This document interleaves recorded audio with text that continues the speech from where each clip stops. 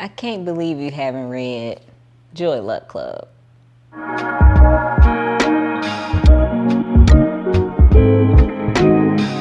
Welcome back, y'all. Welcome back. If you are new here, this is a part of a series called I Can't Believe You Haven't Read This Yet. It's a series where I read and review books that my husband has said to me, I can't believe you haven't read this yet. And today, that's Joy Luck Club by Amy Tan. This book, I read it. And it was so good. This was published in 1989 originally, and it is such a rich book. So pretty much it follows four families.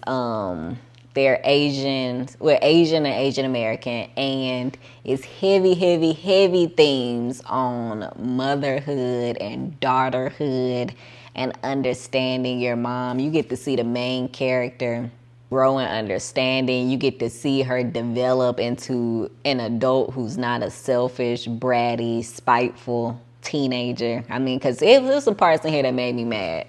But anyways, it's a group of four families, and they have a mahjong club where they play this game.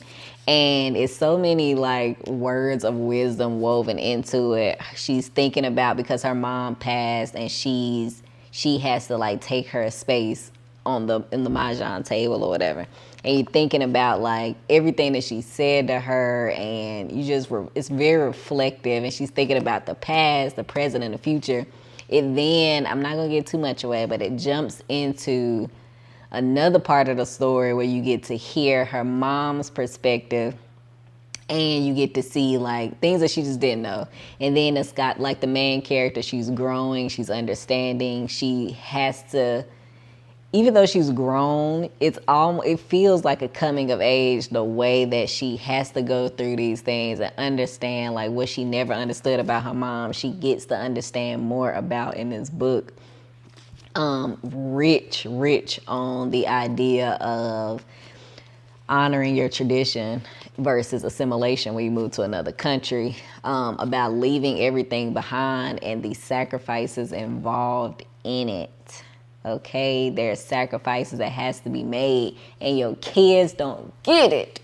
That's what this reminded me of. I highlighted quite a bit in this book, but that's what it reminded me of.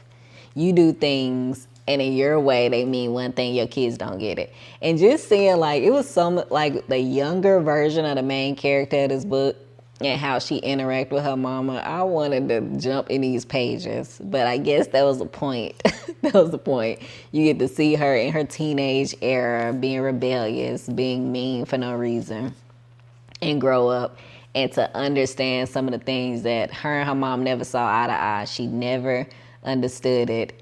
And this book, the best part is the ending was so satisfying to me. I was nervous on how this book was going to end. It was so satisfying. I thoroughly enjoyed it.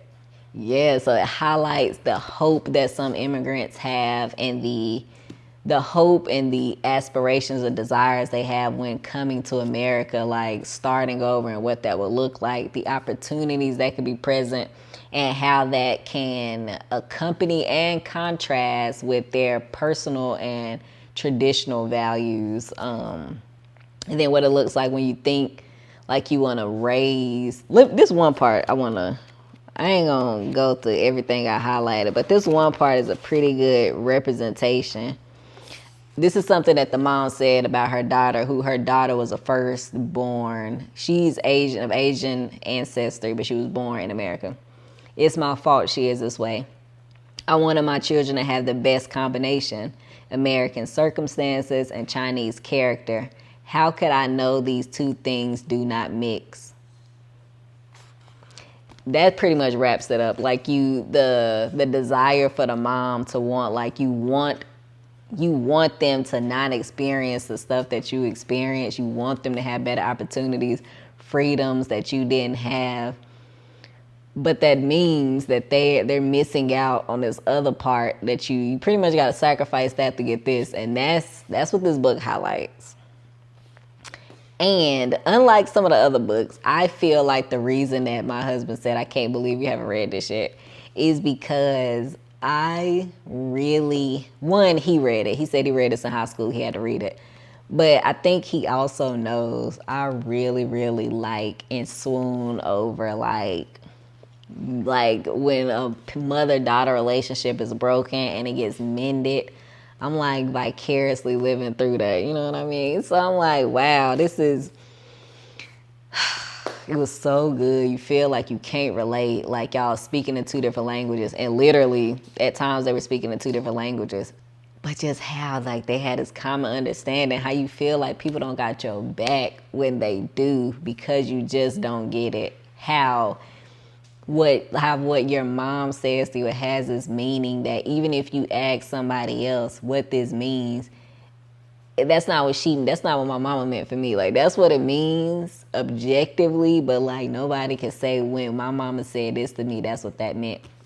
And also this book, it had a lot of loss woven throughout it. I think that's kind of, it was a lot of heartfelt moments that I wasn't expecting about grief and loss and just sacrifices. Like, yeah. And another thing I found interesting, again, this was written in 1989. It has the very relevant topic of marriage arrangements. It talks about the 50-50 deal, tit for tat. It talks about what you bring to the table. That was interesting to see that in this book. What else? I enjoyed it. I thought this was gonna take me a while to get through, y'all. I was tearing this book up. I thought it was gonna take me a minute to get through this. I was flying through this book because it was so good. I love it was satisfying because you feel the tension, you feel the strife, you feel the regret, and you feel the loss. And then there's a glimpse of hope, and there's like the sun will rise again tomorrow. It's so beautiful, especially like death is an ending, but it's not. It is and it's not, and it is and it's not. And I feel like this did a really good job at highlighting that, talking about identity and being a migrant and an immigrant and what that looks like for you, for your children, for your marriages, for what you left back, for the constant like feeling of hope. It was also a lot of talk, not a lot, but it was a heavy theme in here, I think, of like faith versus fate. Raised some important questions, good conversation starters. Yeah, and so much emphasis on community. So much emphasis on community versus individualism. Like, this is a good book, man. I'm not gonna lie. It has some parts in here I chuckled. I wanted to cry at some parts. I wanted to throw it. I wanted to like grab my chest and shake Waverly, the main character. I wanted to be like, girl, listen to your mama sometimes, dang. But then I also was like thinking like, yeah, you do have to kind of, you got to pave your own way. But maybe that's my American way of thinking too. I don't know, but great book. He was right. I can't believe I haven't read this yet because this was right up my alley. I'm not gonna lie. He been spot on. I'm waiting for the day where he's like, I can't believe you haven't read that. And I'm like, oh, I don't like it. Even though I think that's highly unlikely. One, because he knows me well. And then two, low key, he recommends some good stuff. Movies, books, food, all of that. So I'm excited. I'm excited about this series. There's not like a set interval that I'll be doing this. It just happens when he says, I can't believe you haven't read this yet. And I read it and I review it and I come here and talk to y'all about it. So that's what this is. Even though the main character, Waverly, she struck a nerve or 2 or 10, I still was able to, you could see the growth in her character. You could see the development. You could see her mom's way. You could see how the other families contributed. You could see just so many beautiful things in this book that's weaved with such loss and pain. You still see the wisdom that's embedded through it. You still see like the life lessons it's trying to tell you. And I appreciated it. Y'all, I really like this book. If you've read this, what you think? What do you think about this book if you've read it? Did you like it as much as I did? Because he was right. I can't believe I haven't read this yet. Great book, y'all. Great book. That's it for today. Let me know what you think. If you've seen it, if you've read it, if it's on your TBR, I'd love to know that. Let's talk about it in the comment section. See y'all on the next one.